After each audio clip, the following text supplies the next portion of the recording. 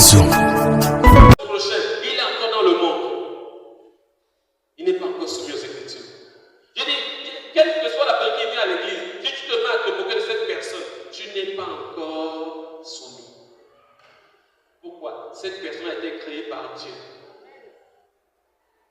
Allô? Voyez-vous, c'est différent de chercher à venir recevoir des bénédictions. C'est différent. Le plus grand mystère de la bénédiction, c'est la soumission. Soumets-toi. La femme qui veut commander dans le foyer, tu es en jeu. Le commandement ne vient pas à la femme, ça revient à l'homme. Tu vas monter, tu vas aller me chercher tous les diplômes, tout ce que les Blancs ont dit, tout ce que les Blancs ont fait. Fin de fin, les Écritures disent que l'homme est le chef de la femme. Allô? Ça ne veut pas dire que la femme est esclave. La femme a une position très particulière parce que le chef finit par mourir pour sa femme. C'est parce que quelqu'un comprend. Il dit comme Christ est mort pour l'Église. Vous voyez que la soumission de la femme envers son mari amène son mari à l'aimer davantage. Allô? Nous ne sommes pas ensemble. Vous êtes contre mon message. Je vois ça. Il y a des femmes qui aiment commander. Il y a des femmes qui aiment commander. J'ai vu des femmes que si tu vas demander quelque chose à son mari, tu n'aurais jamais ça. Mais si tu vas demander à la femme, c'est direct, tu as ça. Dans le foyer, elle a pris la place de l'homme. Mais quand on regarde la lumière des Écritures, tu n'es pas encore transformé. Quel que soit ton pouvoir dans ton foyer, quand il y a quelque chose, laisse ton mari se prononcer.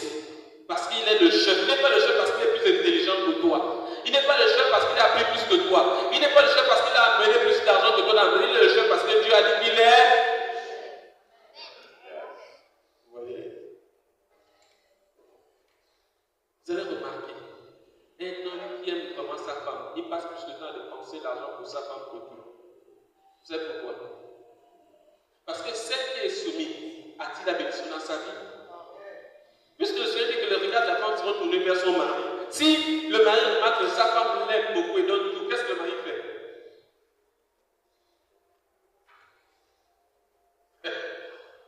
La parole de Dieu change ton histoire. Des fois, tu vas voir que ton mari avait ce qu'on appelle le piat. En Afrique, ici, nous avons un pain. C'est noir comme ça, c'est un coup de poing comme ça. Les anciens connaissent ça. Peut-être les jeunes aujourd'hui ne connaissent pas ça. Et c'est comme ça le pain là. Si ton mari avait la main comme ce pain là, si tu commences à te soumettre, Dieu, quelle que soit la manière que ce pain là est, Dieu va ouvrir la main du pain. Et tu seras béni par ton mari. Alors, la soumission à la parole de Dieu amène le miracle dans ta vie. Frère, si j'ai compris, je ne sais pas s'il y a dans cette vie quelqu'un qui prie plus que moi. J'ai compris quelque chose. Et ça change mon histoire. Oui, je ne passais pas un mois sans faire des programmes ici dans mon bureau, les nuits. Je pensais qu'on force la main de Dieu. Non, avec Dieu, apprends à aimer Dieu. Il te donne ça en retour. Apprends à faire ce que Dieu veut, c'est tout. Le secret, c'est d'apprendre à faire ce que Dieu veut. Et ce que Dieu veut, c'est dans sa parole. Aime ton prochain. Jesus, find expression.